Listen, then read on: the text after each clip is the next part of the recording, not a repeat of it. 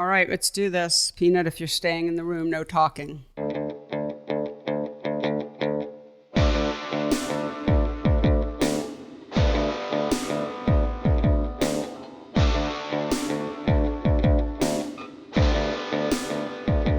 Welcome to PhotoWork, the talky, touchy-feely version of Sasha Wolf's book, PhotoWork, 40 Photographers on Process and Practice. I am not Sasha Wolf.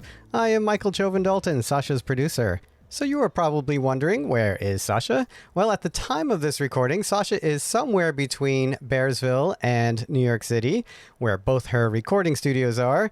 So I am flying solo, but only for the introduction. Fear not, Sasha will be the one having a wonderful conversation with our guest today, Mimi Plumb. But before we get to today's guest, I want to mention that our next guest will be the fabulous Wendy Redstar, who will also be the featured guest for the June Aperture Photo Book Club event on June 29th. If you're not familiar with Aperture's Photo Book Club, it's a virtual book club started by Executive Director Sarah Meister, who is also a former guest of the show. And I've linked to this event in the show notes, so be sure to check it out. So I really enjoyed listening to this week's conversation with Mimi Plumb. Mimi's been working since the 1970s, but it's only in the past 4 years that her books have been published and many more people have come to know her work. And that is really at the heart of this discussion, is how do you look at work that is 30, 40 years removed from when it was made, bring in someone to organize it in perhaps a way you were not thinking about, and yet keep it meaningful to you as the artist and to a new audience. And that's really a fascinating conversation that Sasha and Mimi will have. So on that note, it is my pleasure to bring you this conversation between Sasha Wolf and Mimi Plumb.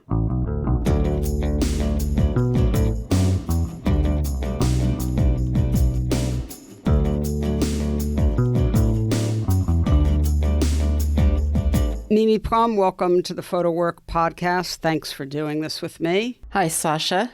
Good to talk to you. You and I met a number of years ago.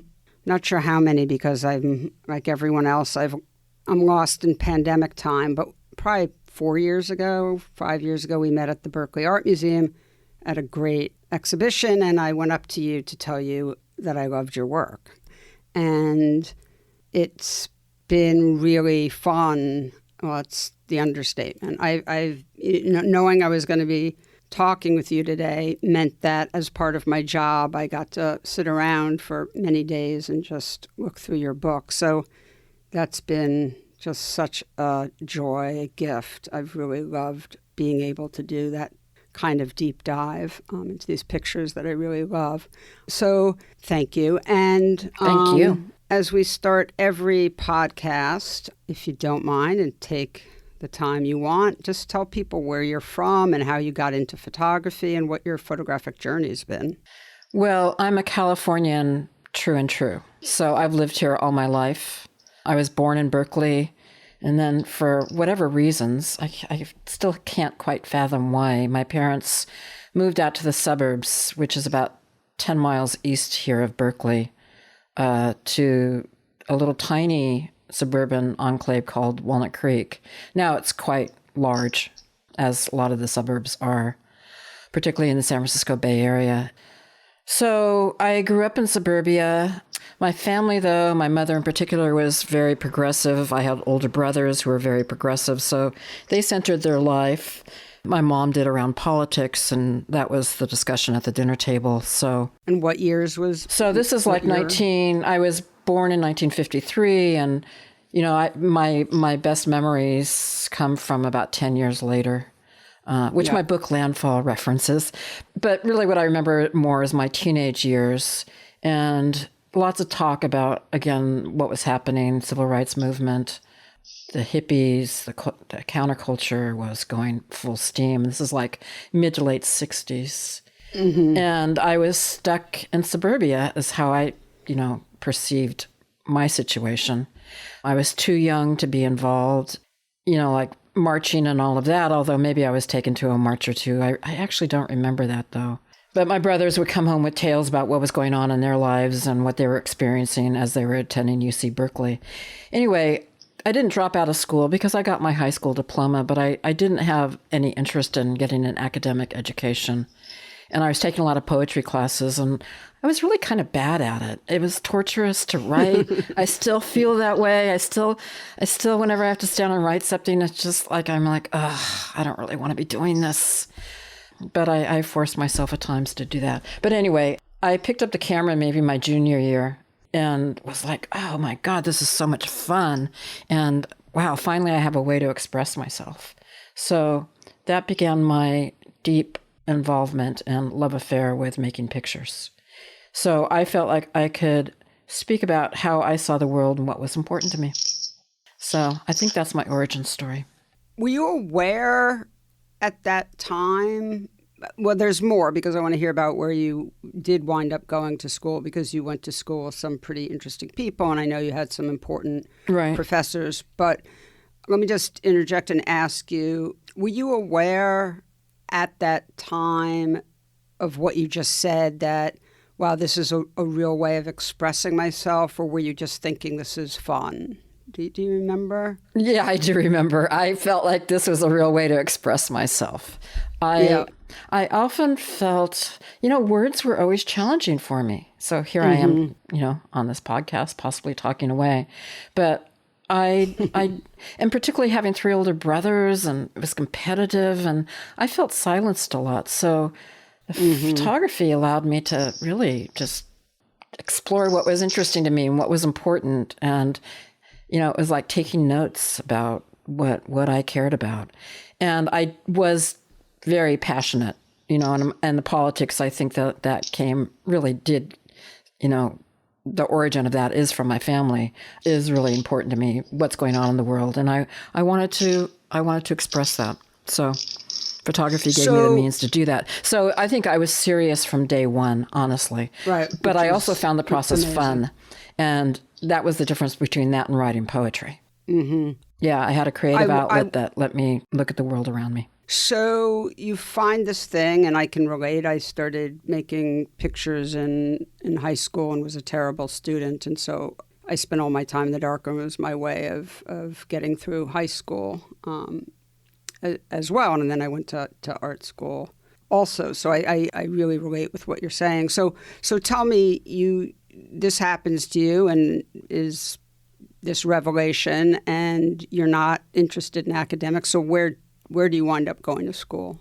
So when I graduated from high school, I had the opportunity to go to Europe for a period of time, and I came back, and my parents had divorced, so there wasn't really a home to go back to in Walnut Creek. And not that I really wanted to, but there also wasn't that opportunity. So I immediately moved to Berkeley with a friend of mine. She was an aspiring jazz musician, and we rented a little place here in Berkeley. I knew at that point in time, I think it was mainly from a friend of my mom's. He had gone to the Art Institute, and he highly recommended it, the San Francisco Art Institute. And I was like, yeah, I'm going to go there. That's where I'm going to go. So I applied and got in, and I moved to the city, to San Francisco, and spent 4 years doing undergraduate work there. Shall I go on with the projects that I started doing? So I started working immediately with John Collier. I had some other teachers, but John Collier Jr. Was a protege of Dorothea Lange, and the way that he saw the world and the way that he used photography was really interesting to me. Slightly different than what I wanted to do. I mean, I think I had more fun than John. John's kind of a visual anthropologist. There's a little bit more study involved in terms of what he did and what he believed in doing. But he was a great supporter of mine. And one of the things that, going to the Art Institute, there were hundreds of other kids going to the Art Institute then. It was affordable. It was like $250 a semester, something like that. This is the early 1970s. And all these guys coming back from the Vietnam War too, got in the GI Bill, they could go there. So it was just a really exciting place to be. But there were definitely, a lot of other students, or a lot of the students, I shouldn't say a lot, but there was a percentage of students who weren't very serious. They were just like an art school having fun. But I was always kind of different than that. I was always quite serious about it. So again, what I had started to say a minute ago is that one story where we came from, that was always prime for investigating visually. So coming from suburbia, I started photographing, some places in Walnut Creek, and I would just do this periodically. I'd go out to Walnut Creek and wander around and take pictures. And then I started including other Bay Area communities, and that work was published last year by Stanley Barker, or maybe in 2020, I should say, so that's 2 years ago, called The White Sky. So that work was done pretty much while I was a student. I mean, it continued. I did that from 1972 to 78. But during that time, too, I was also photographing a lot of other things. I had a number of projects going. And another one that is least prominently on my website is the farm workers. My brother was involved with a woman who was living in La Paz, which was the UFW headquarters outside of Bakersfield.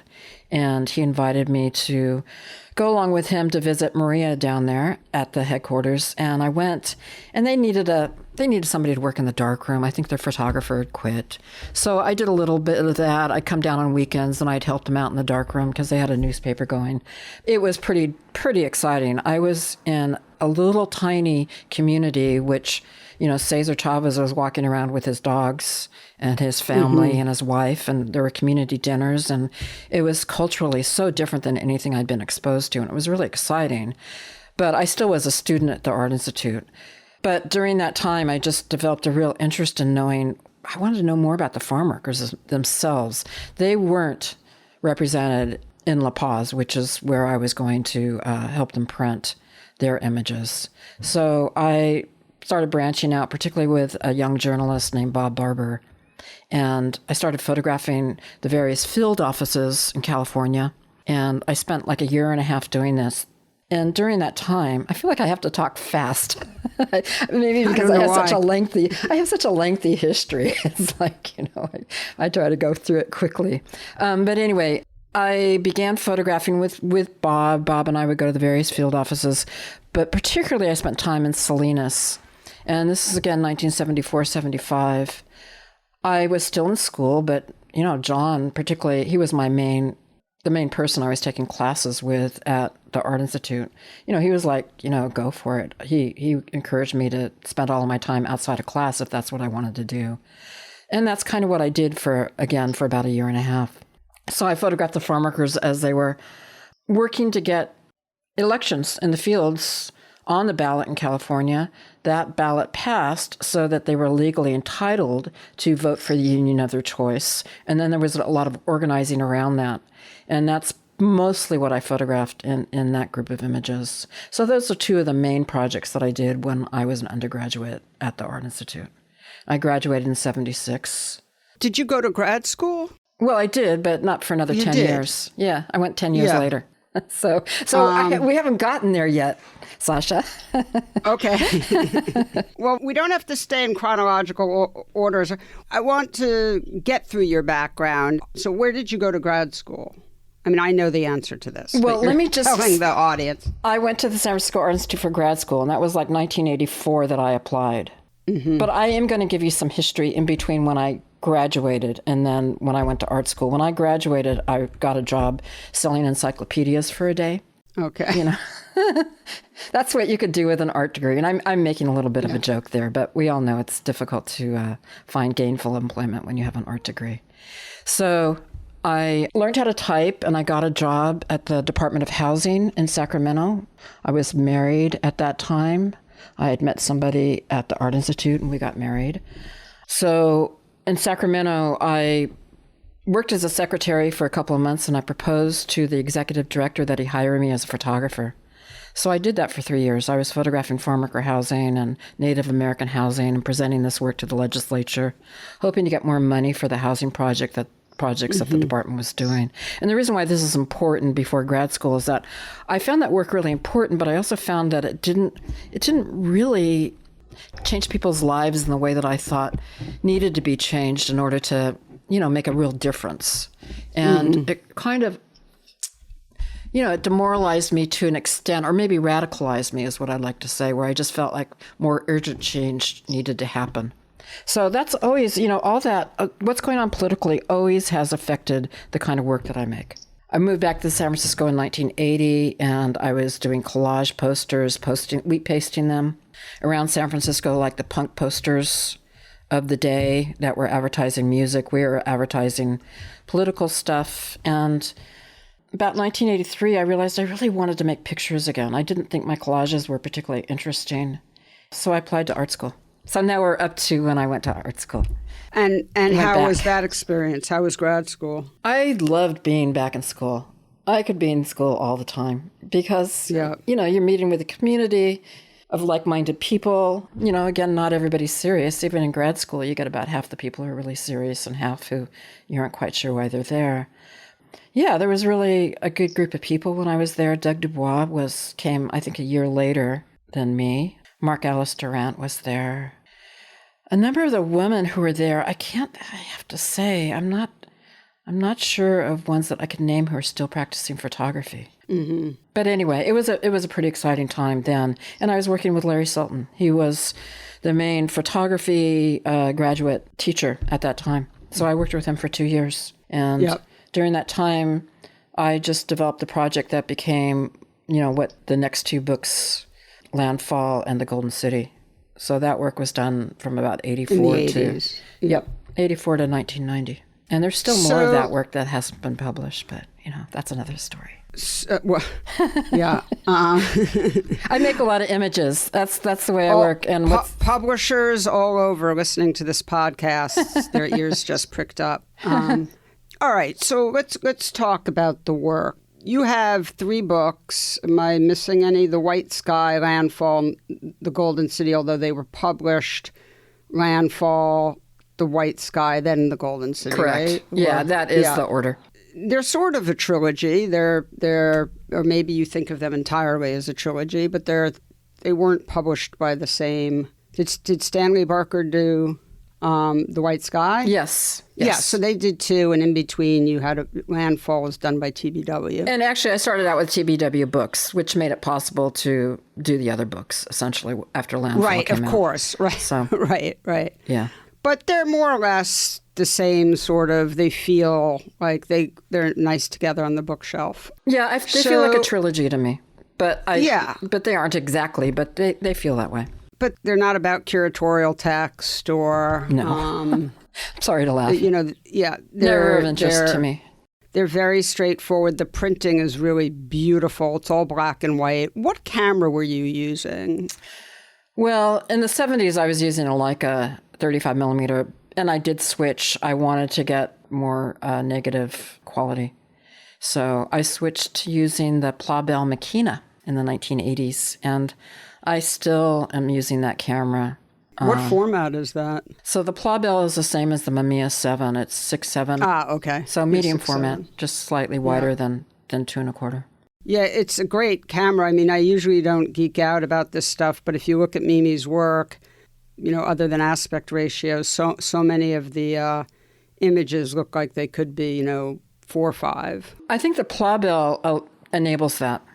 I mean, the Mamiya 7, they're I don't really think compares. gorgeous. Yeah, no, I agree. They feel like large format. They're just absolutely spectacular. It gives me that sort of tingly feeling of, oh my God, so beautiful. So I guess the thing that's sort of most preoccupying to me as I was really spending all this time with the work and thinking about you making the work and is the really large gap of time between when all this work was made and when these books were published. So the work was made in the 70s and 80s, and the books were published all in the past, 7 years? Since 2018, so shorter time frame than that. 4 years. Yep. Yeah.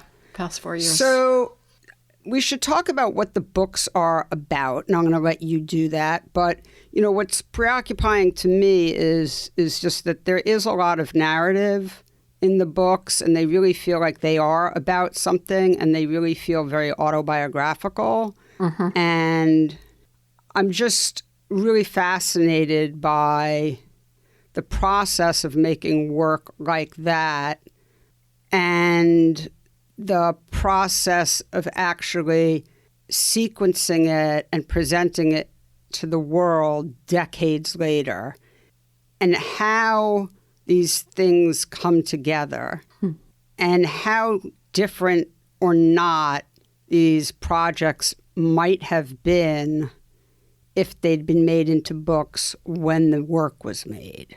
So how much nostalgia or time or your own personal changes or growth changes the way the work is presented to the world decades after it's made, or not at all. Anyway, so that's the big overriding preoccupation for me. Lots of questions in there.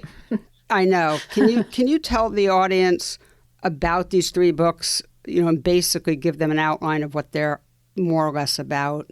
It's always hard for me to give a concise answer to that. Except, I would say The White Sky might be easiest because I just talk about that as my childhood memoir. I mean, it's certainly about more things than that, but it is. I mean, I was just exploring the suburbia and maybe the alienation that I felt growing up there.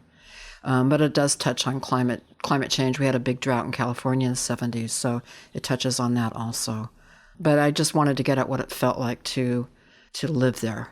But I also, in my 80s work, which is Landfall and the Golden City, really what I wanted to get at with that too is what does it feel like to live in this present moment in history? And so one of the things that I had great fear about is not only about nuclear war, which I think Landfall addresses that. My mother, I'll just start there for a second. My mother told me, this is a true story, that there might be nuclear war. This is 1963 during the Cuban Missile Crisis. And I think that really shaped me. It terrified me, and I got insomnia for about almost a year. And, would just worry at night. I was anxious. But in the 80s, I wasn't thinking about that so much when it was always a backdrop to anything that I might have done.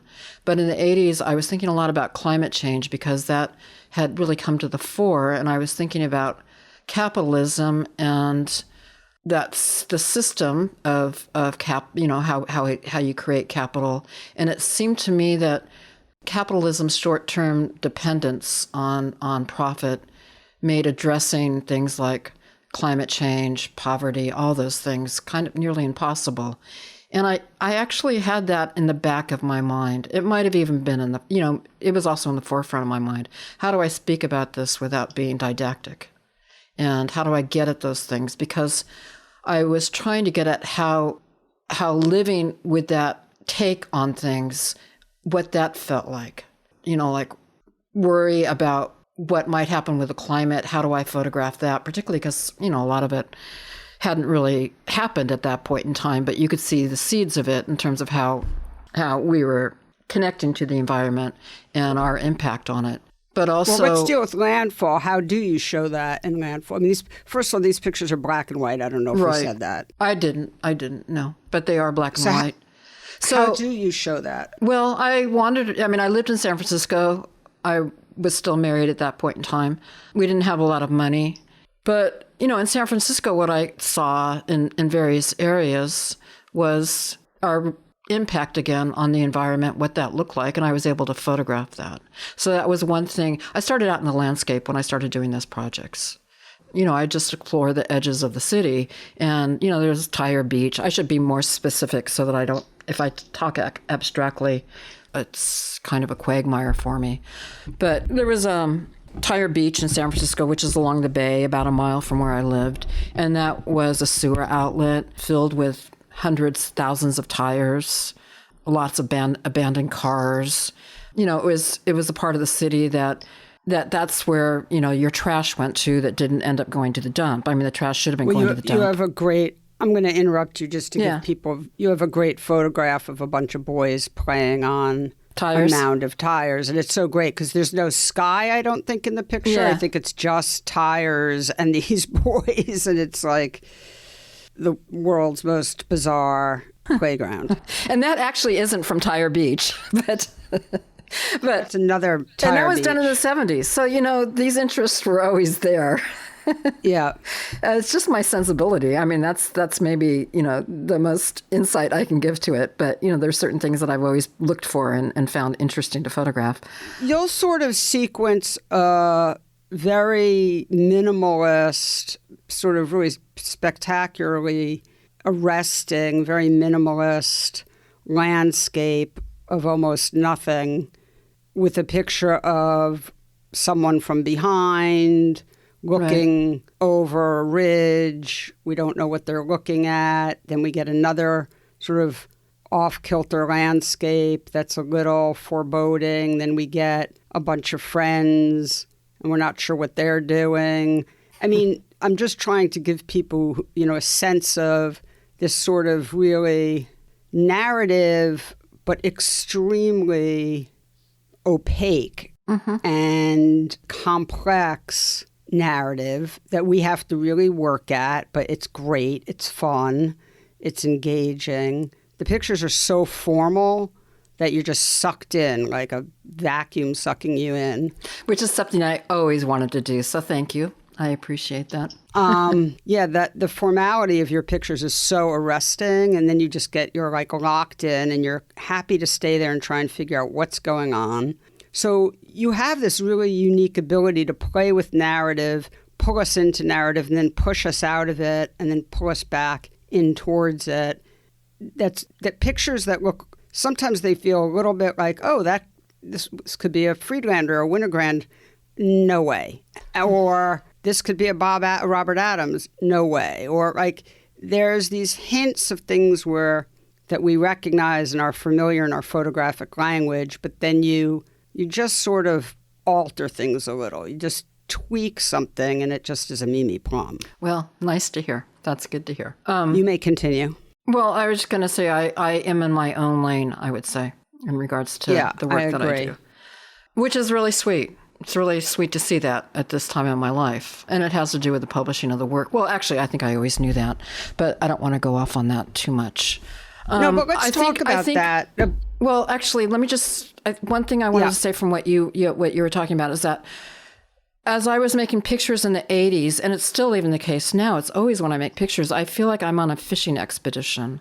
I don't know exactly what I'm going to encounter. I have these things in my mind. Right. I was trying to give you an idea of kind of where I was psychologically, what I was thinking about, feeling. But I go out and I just make pictures. And that's the most interesting thing, because then it's sort of this dialogue that I'm having with myself and with the people around me who are, looking at the pictures along with me. But I'd say with the 80s work, because I started out in the landscape, it was basically a landscape project. And I realized the images were not, quote, hot enough. They weren't intense enough. And that's when I started adding people. And that was really important step that I took.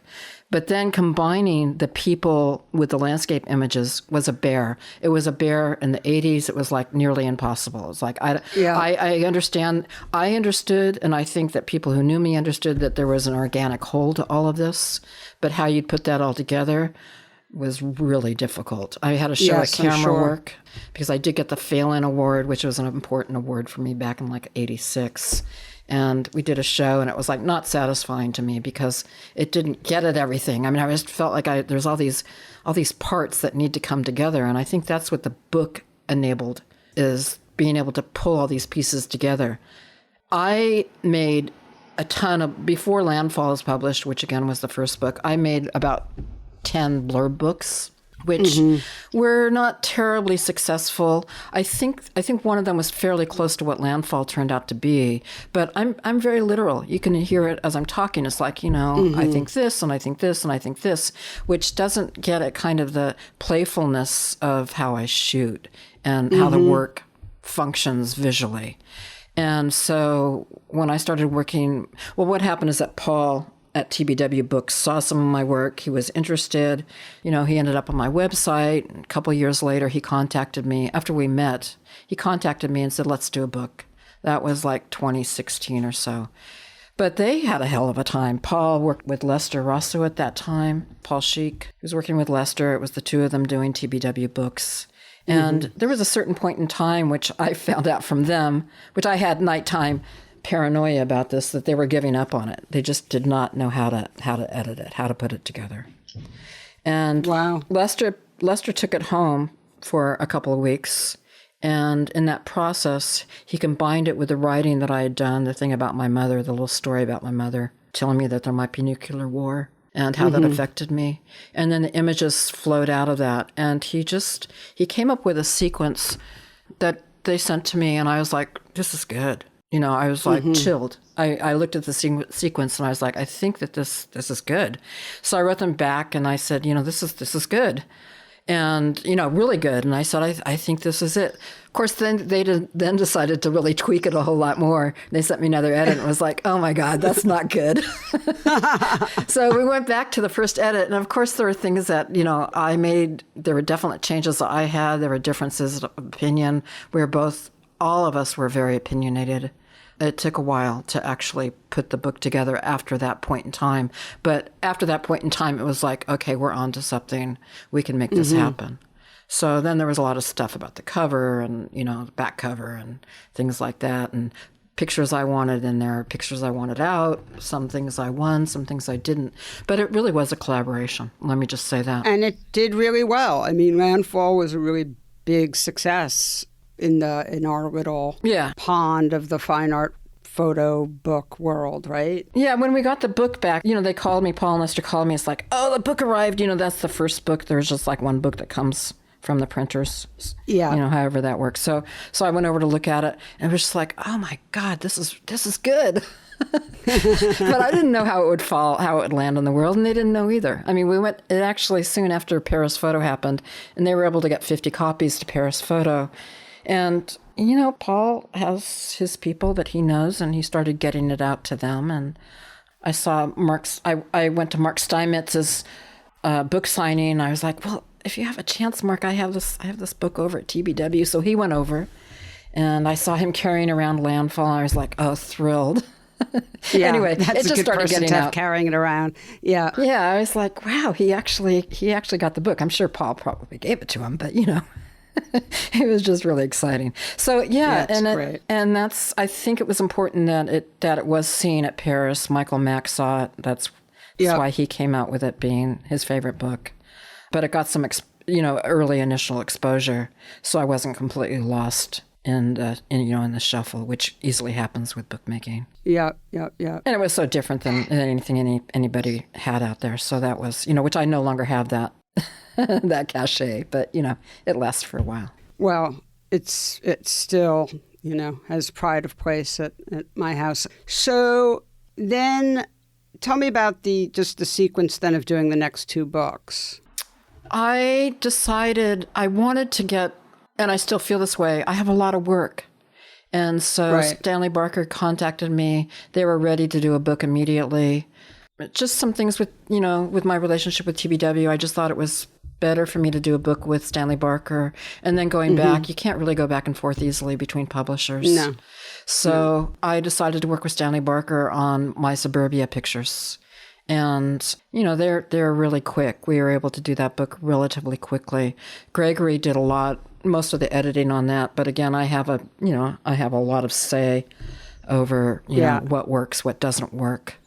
I still could see another book of that work. But anyway, so that's how that came about. So let's go back to the bigger question of what it's like to be working with material that's so autobiographical so many years after you've made the work, and how much of what you're making now, the book, feels like what you were thinking about then, and how much is informed by not just hindsight, but also where we are as a country now.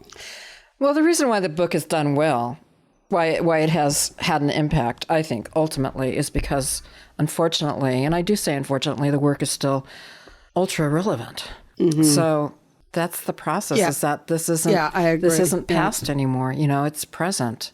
And so it's surreal in that way, but it doesn't feel like what those pictures are about are any less relevant today than they were. No, it's true. I mean, it really could be today, except they could for, be. Some things that date, people and whatnot. Right. But so as far as a career goes, you've been someone very respected in the community for a very long time, but obviously coming out with all these books that are really beloved over the past few years, 4 years, as we've said, it seems to me, must, sort of be quite thrilling. You have, at least one gallery, if not more, and I'm sure you're selling prints. So what's it like to sort of all of a sudden have this presence and this bigger career? I'm putting career in air quotes, but in the art world at this point in your life. I'd say there's two things. One is that I didn't expect it necessarily, but I also thought that my work was important. And I've always thought my work was important. So, to a certain extent, it feels like it's just right. Yeah, it was time for it to be seen. And I'm glad that people do connect with it.